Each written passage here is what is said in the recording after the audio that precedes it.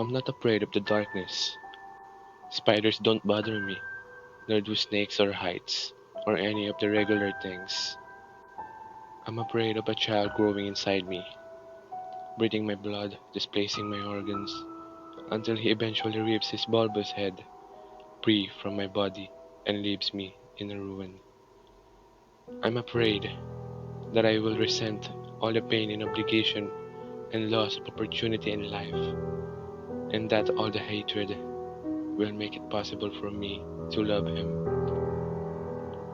I'm still more terrified that that I will love him so much, that it hurts so much that I sacrifice everything for him, neglecting myself and my friends and my art, until the day when his own ambitions pull him away from me, and I'll be left mourning the delusions of my dreams and the emptiness of my life.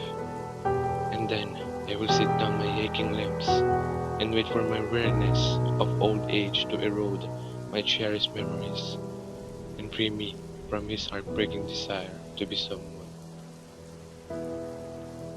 Then I will bless the day when I finally forget to ask myself what might have been if only I had been selfish and lived my life for me. I wasn't afraid at the beginning though. I thought I wanted that. We wanted it.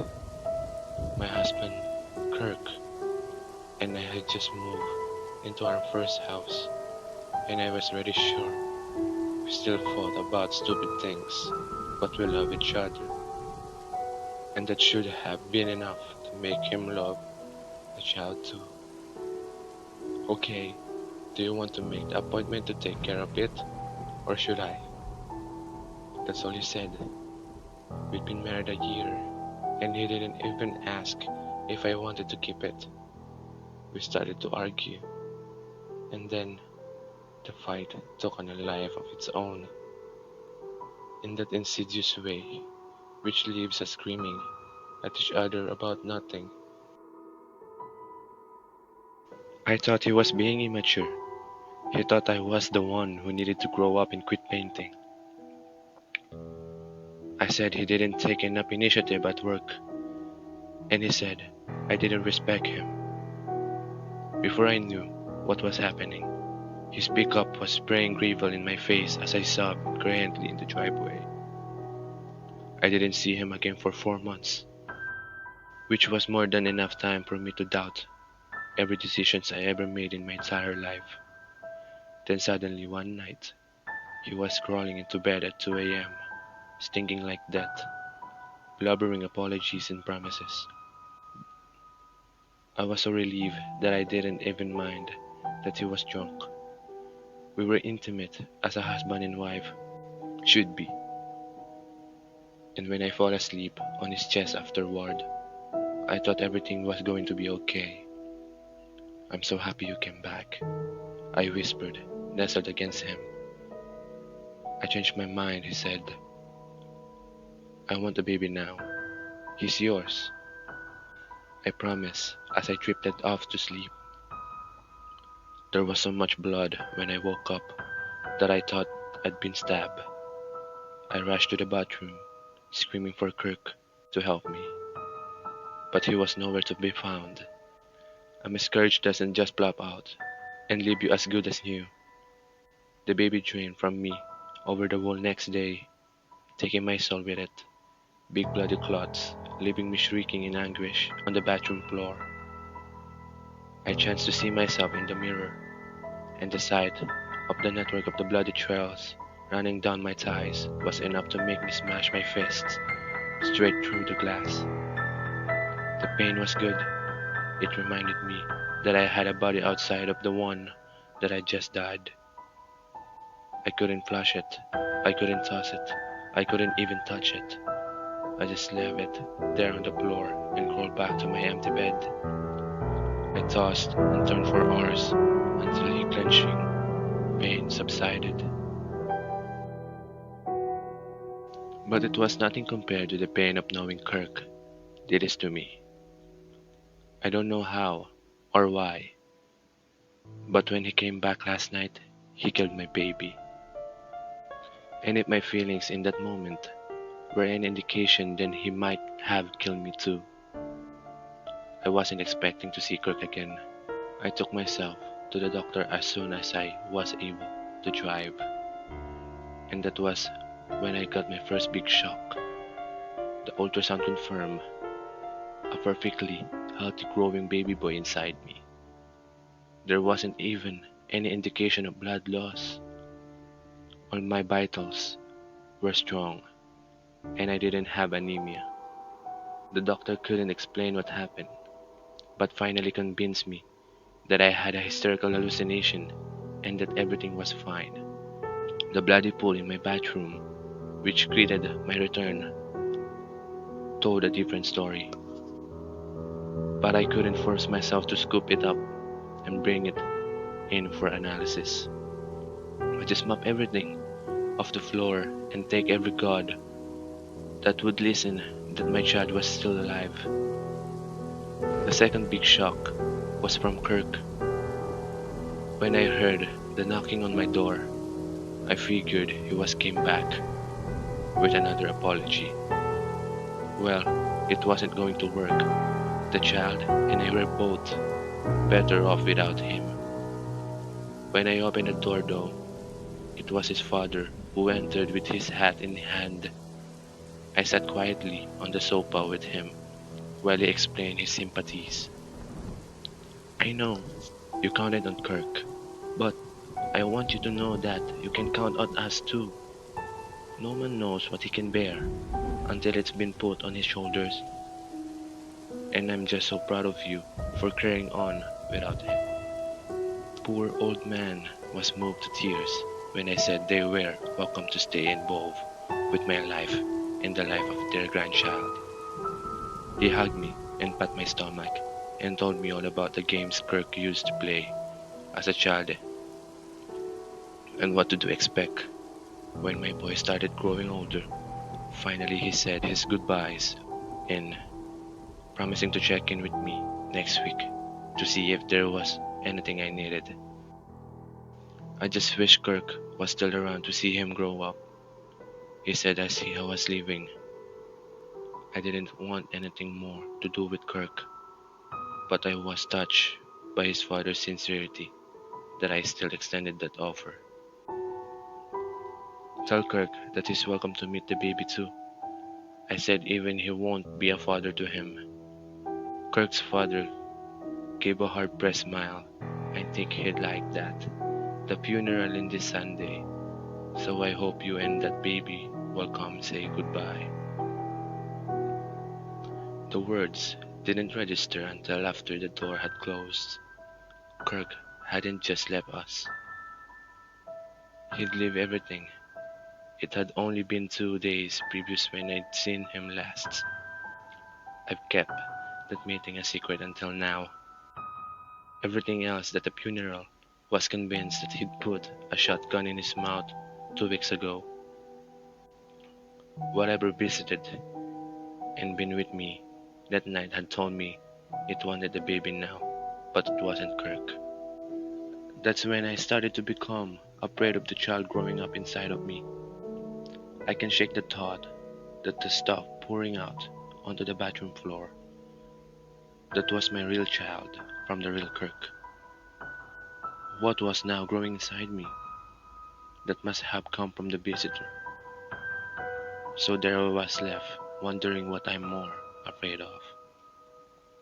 That the child will be too horrible to let live, or that he is so beautiful that my life will be the one ending that day.